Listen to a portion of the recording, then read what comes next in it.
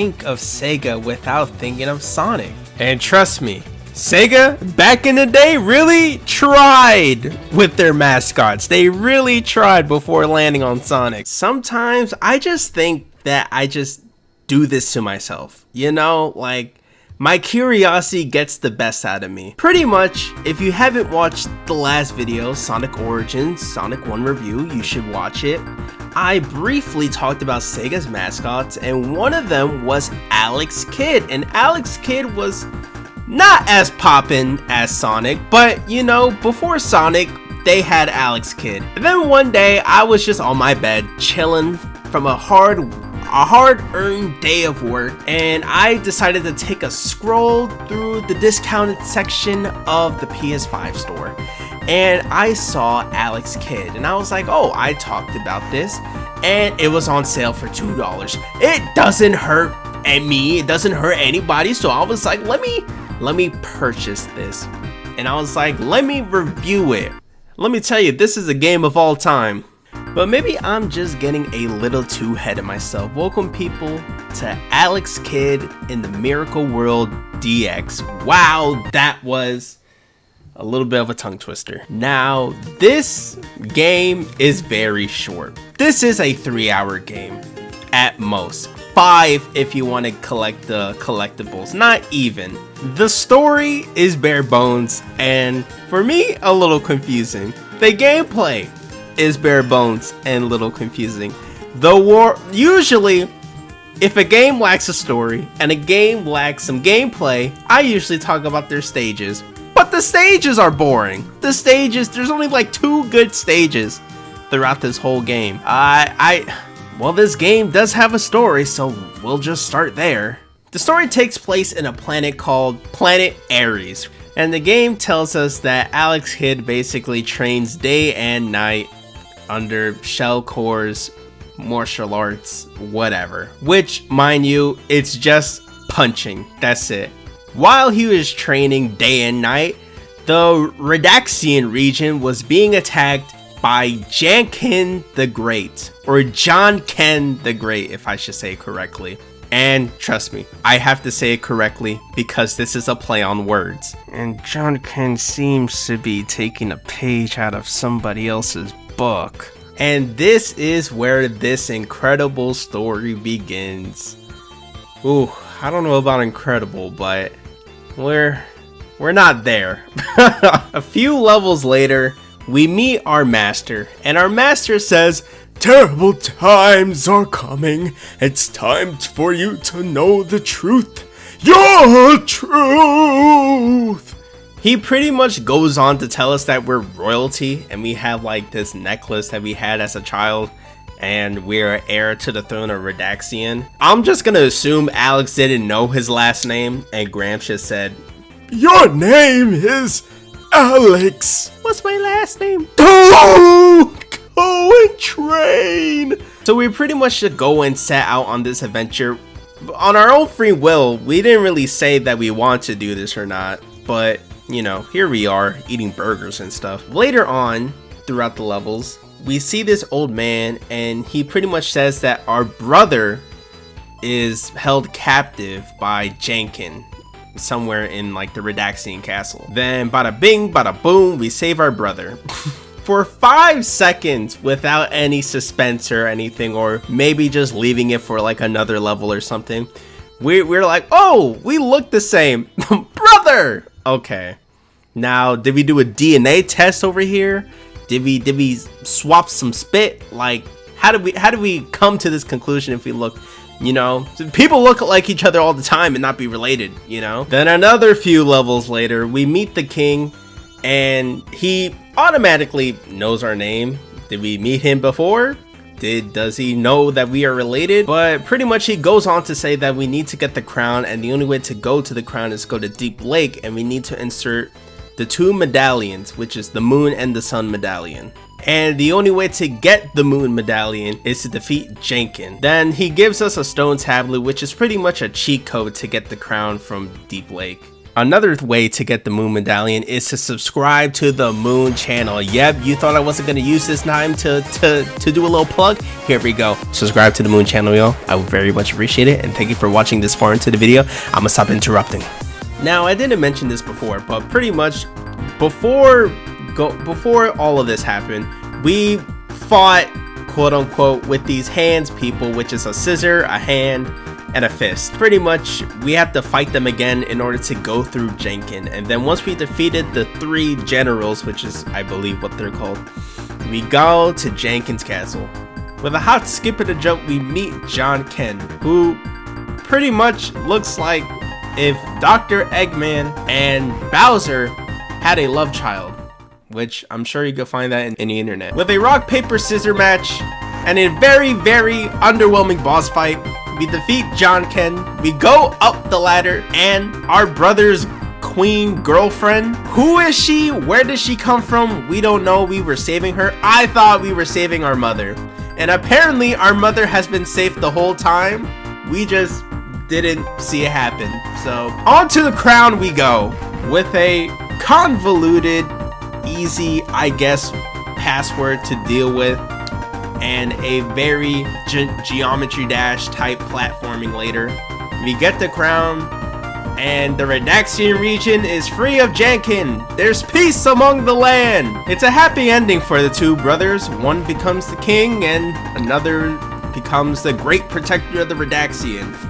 And that's pretty much it. This story is bare bones. It's a simple story for a platformer, but it's not a good simple story, you know? It's kind of like a mediocre one. Throughout the whole story, when they were talking, there are little statues that you meet and you see like how Jenkin like affected the world or whatnot. The missing story parts that don't fill the gap, like where's our mother? Oh, our mother is safe the whole time, but we don't see her. How do I put this? It's not good. And I don't expect an Elden Ring level of storytelling, you know, Jesus. But I expect a Mario has to save Princess Peach type of storytelling. You know what I mean? A whole lot of nothing, just to circumvent game time pretty much, and for you to go to level with some feeling of progression. Unless there was something that I missed, because I am just going off of my personal experience and reviewing my own footage, because this story is so forgettable. This story it's just so, like I said, bare bones. There's no other way to put it. And normally this would be the part of the video where I just transition and talk about the levels if it's a platformer, because platformers are really simple. Mario jumps, Sonic goes fast, this kid punches and jumps and swims. But the levels are super bare bones too. You're just going left to right, or right to left sometimes. And the only really memorable levels that were in this game were the 2 castle levels, the one where you have to save your brother and the one that you have to defeat John Ken. I like the castle that you had to save your brother because you have to backtrack a little. So there was a little sense of progression and backtracking and whatnot. It was a lot different than the levels that you had to do. Then the very last level, John Ken's castle, the platforming was just gimmicky. And it was just a lot of the things that you learned throughout the game, like the water. This little spike level confused me. I had to Google search how to get past this one because I kept dying, because I thought you had to shimmy your way through these spikes, but all you had to do was just let the spikes on the top hit you instead of the bottom. To make the levels less bare bones than they already are, there are collectibles that you can collect throughout these levels, 1 for each level. Some of these collectibles are actually pretty cool. Some of them are references, mostly the Sonic and Sega's gaming consoles. The ring, for example, which I thought was pretty cool. But sometimes they're pretty obvious. Sometimes they're just so convoluted to get that it's just not worth it. These collectibles don't give you anything. They're just there to extend game time. Now, you do get some sort of power-ups throughout the game. Sometimes you get vehicles. You get this motorcycle, which I thought was the coolest one, but it dies too quickly because you go way too fast for the level's platforming to handle. And the helicopter has to be one of the best items. The top tier item in this game, however, is this Fire Fist Ball attack. I don't know how to describe it. It's just a Fire Fist, pretty much. It's pretty much self-explanatory. You pretty much shoot fire out of your fist, but this has to be one of the best power-ups in this game due to like the blocks that block your way or just like hidden stuff. Let's just say I have a couple of blocks in my way and I need this specific power-up to just get rid of them in one fell swoop. It's just a neat power that is amazing in boss fights. It's amazing in boss fights. It's just an overall, it's if not the best power-up in this game. There are more power-ups, but the rest of them are just so underwhelming. You have these mini-me's power-ups, and then you have this flying rod stick. They just copied Mega Man's dog, so they're not even worth paying your money.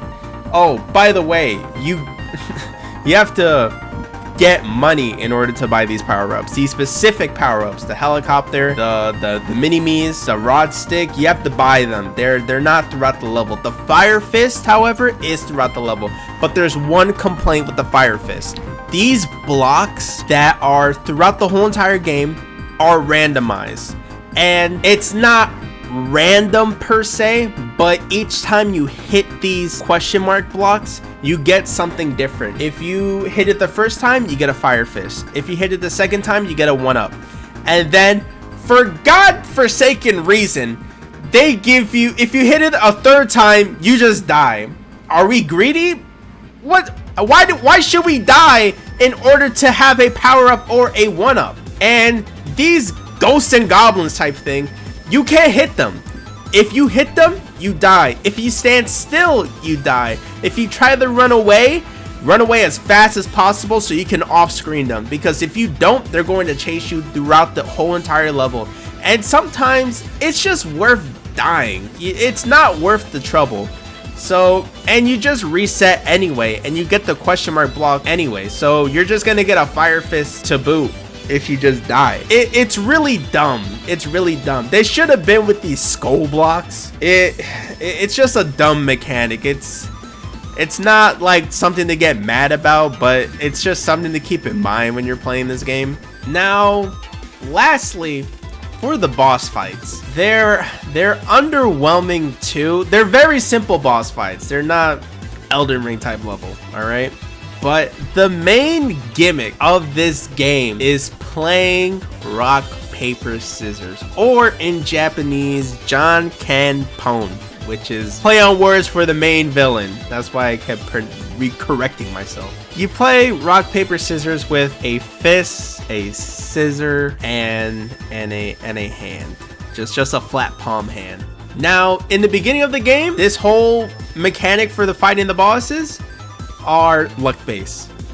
These rock, paper, scissors are only reserved for the commanders for Janken and Janken himself. Now, they do give you some leeway in time to get the correct rock, paper, scissor action so you can beat these commanders. But if you get this one specific item in this level, this item lets you see the thoughts of the commanders and Janken himself on which rock, paper, scissor motion that they're going to do. And this item completely breaks the game. It makes this game a walk in the park with boss fights. When you have to do the rock, paper, scissors portion.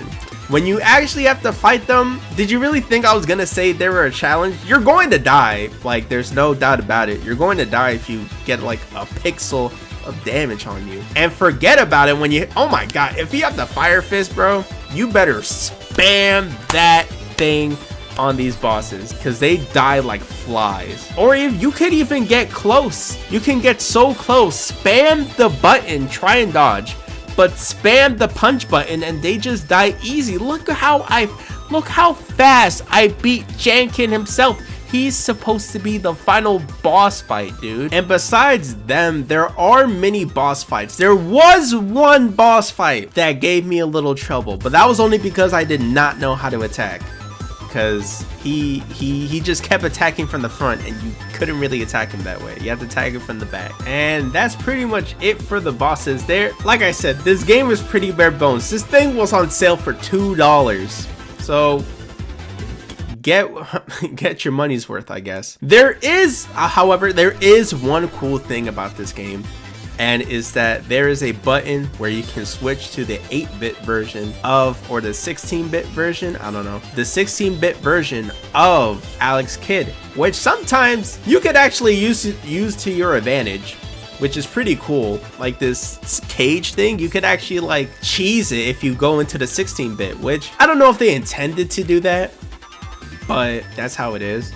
Hold on, y'all. I think I just lied to y'all. There is one level that I have some thoughts on. There is one level besides the 2 castles. It's pretty much the very first stage that you start in, where you have to try and traverse down this Metroid-like level. And I thought to myself, because there was a live system, you can have this as infinite lives. I wholeheartedly recommend it. You still get achievements if you put infinite lives. And there are other options, like trying to make Alex Kidd's controls feel more strict, if that makes sense. They say better, but the best way I can describe it is that if you take away Mega Man's one slide that he does, and he just stands still, that's the best way I can describe it. Anyway, at the time, you had a live system, which you can change to have infinite lives.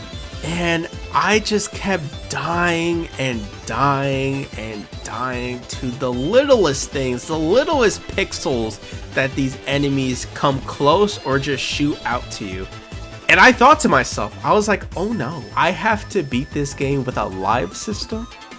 And this game makes you die every 5 seconds? I died a lot in this game. Throughout this whole entire 3 to 4 hour gameplay, I died a lot. But like I said, thankfully I found the infinite life system, which was a huge lifesaver. They should have just did this in the first place. But if you wanted to make the game harder, well, there you go. Yeah, like I said this a lot of times, this game is just so bare bones. And the only cool thing about this game really is that if you have a nostalgia factor, if you played Alex Kidd back in the day, you could just play the whole game in 8-bit. That's pretty much it. Oh, and I forgot to talk about the music. It's okay. Y'all, if you like this solid content, just like, subscribe, and more, and that's all you gotta do. And if you want to join the Moon Discord server, the link's down in the description below. Mooners, return to base, return to base.